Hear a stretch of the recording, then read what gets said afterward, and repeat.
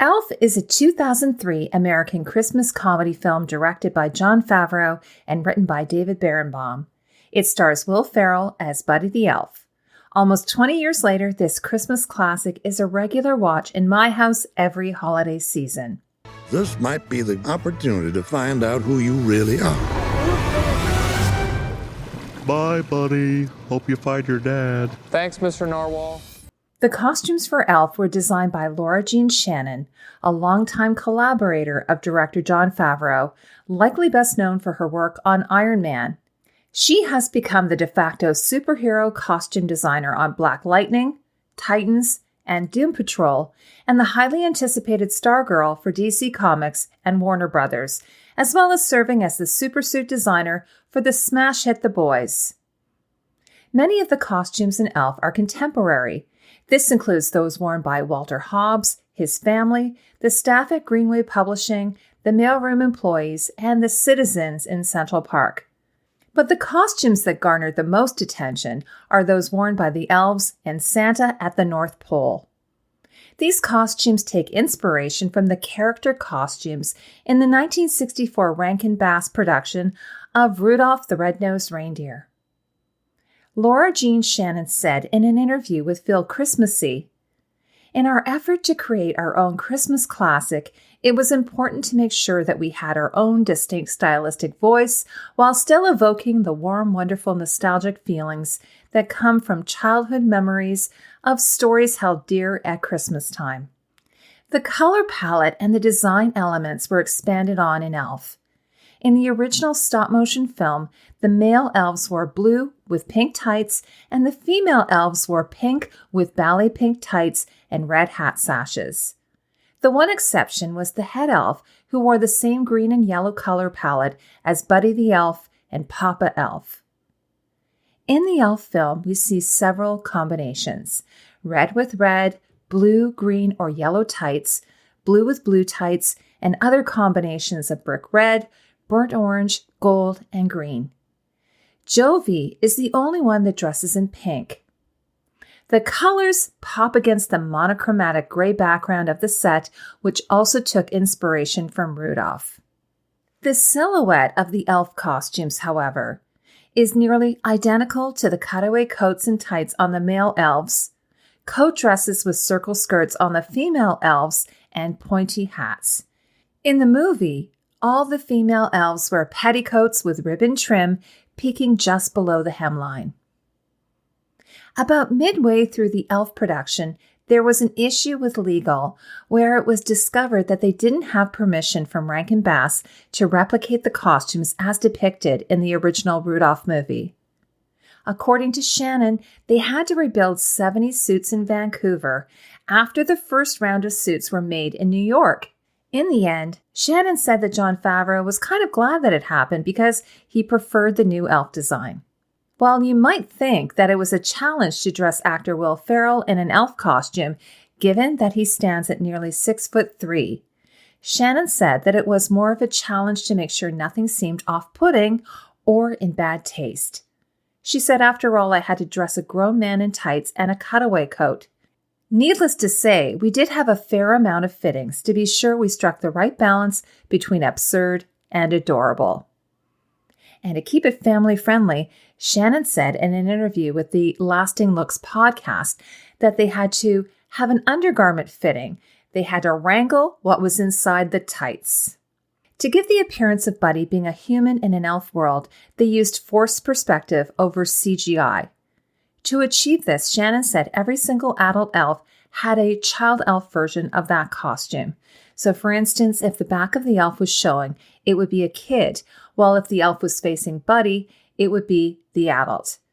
Some of the children are featured in their costumes during the school scene with an adult Buddy.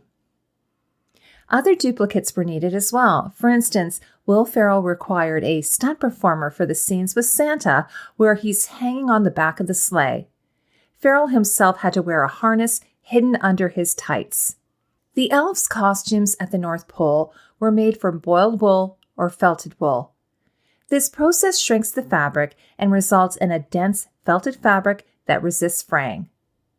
Now, the auction house that sold some of the elf costumes referred to the fabric as Antron fleece, which is incorrect. Antron fleece is a nylon fleece that is used to make Muppets. While you might think that the inspiration from the elves come from Scandinavian folklore, the costume designers said that their costumes were an amalgamation of many cultures and times. She said, "We wanted them to be a people of the world, so I researched folklore and art from many cultures and many time periods that spoke to the patterns of design for their embellishments." The decorations on the elf costumes feature fur collars and cuffs and embroidery, as we see on Papa Elf, Buddy, and some of the workshop elves. The embroidery was hand-done with gilded thread. If you look closely, you will see that amongst the whimsical floral embroidery are reindeer. I thought that the style of the embroidery looks like this example from Spain of a sleeve from the 17th or 18th century featuring blackwork embroidery.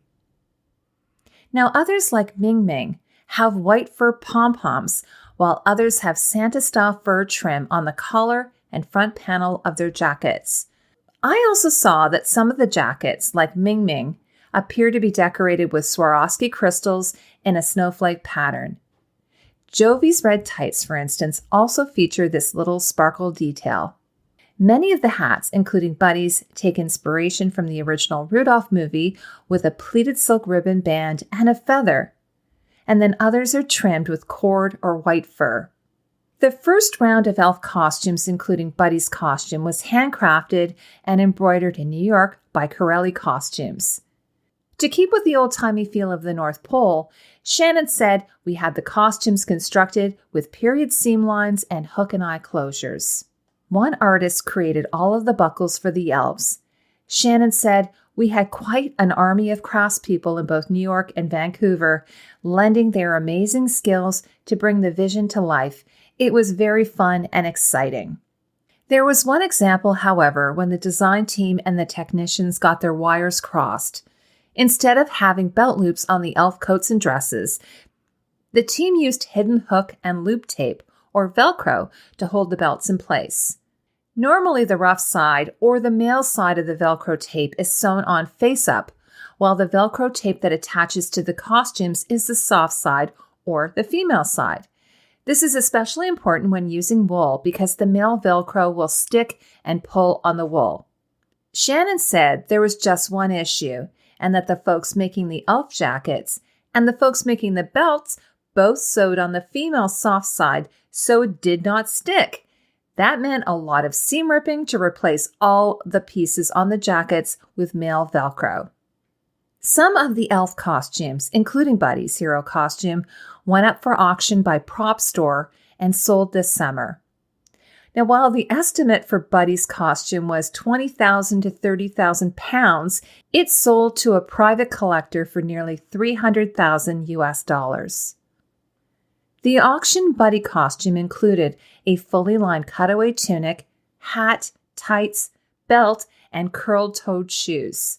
Sold with Buddy's costume was the green Papa Elf costume worn by Bob Newhart, the blue elf jacket worn by one of the twins, and a solo pair of black rubber elf shoes.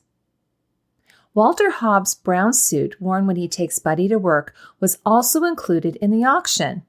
And just as a side note, the tie worn by the late actor James Caan matches the pattern of the one worn by Buddy in the same scene. Santa's costume, worn by the late Ed Asner, is endearing as well. In one scene, Santa wears a pair of windowpane check trousers with suspenders. The pants look like the ones worn by Santa in the animated movie. I immediately noticed Santa's folk art suspenders. Here's an example of some embroidered Portuguese button suspenders dating from the 1840s from the Met.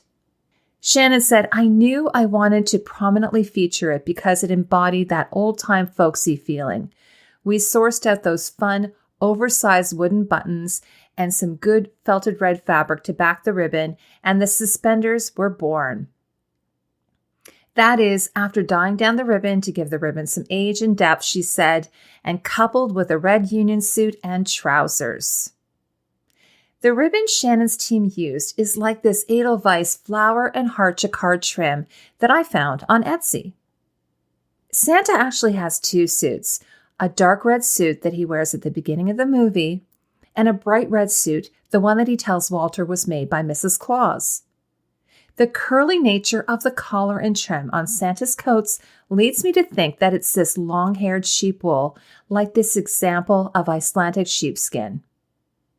Shannon said Santa's other costumes actually had custom-made buttons that we commissioned an artist to sculpt and cast in bronze so we could get a rough-hewn handmade quality in a large scale that complemented Santa's proportions and fabrics well. Santa and Papa Elf both wear brass half-moon glasses. I found this pair of Georgian glasses on Etsy that date from about the 1830s. In the Toyland section of Gimbel's department store, Jovi and the rest of the staff dress in cobbled-together costumes, like decades-old Christmas costumes that get pulled out of storage each season. I love Jovi's adorable Santa's Helper shiny green leotard and matching nylon velvet wrap skirt and top. To add to the homemade feeling, she has gold and red rickrack trim. Shannon said, juxtaposed to the elves at the department store, who were a ragtag bunch of thrown-together pieces in synthetic fabrics with obviously showing elastic and hot-glued gunned elements. The trick was to have them be fun and appealing while still having a distinctly commercial and less magical vibe to them. While decent quality velour, the store Santa costume looks like your typical rental that only gets cleaned after the end of the season, which lends to the idea that Santa stinks like meat and cheese. Store Santa's wig and beard are synthetic and held in place with an elastic band. Let me know what your favorite elf movie costumes are, or if you prefer, tell me what holiday movie you enjoy watching every year. Thank you for spending time with me. Wishing all of you and your families a safe and happy holiday season. See you in the next video.